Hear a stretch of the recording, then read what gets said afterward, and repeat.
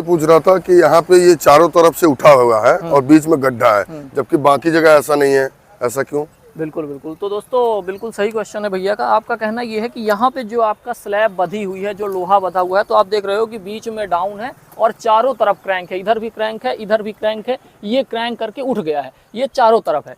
तो ये जो रूम है दोस्तों, इसकी साइज़ बड़ी है और ये 2 वे स्लैब इसमें बधी हुई है, ये 2 वे का पूरा इसमें लोहा बधा हुआ है। और बाकी जगह जैसे आप यहाँ पे देखो तो यहाँ पे ये लोहा 1 वे बधा हुआ है और यहाँ पे आप देखोगे तो ये 1 वे बधा हुआ है। अब ऐसा इसलिए है क्योंकि ये छोटे स्ट्रक्चर हैं, इसमें 1 वे लोहा सफिशियंट होता है। इसमें 1 वे में क्या रहता है, केवल 2 ही तरफ क्रैंक करने की ज़रूरत पड़ती है।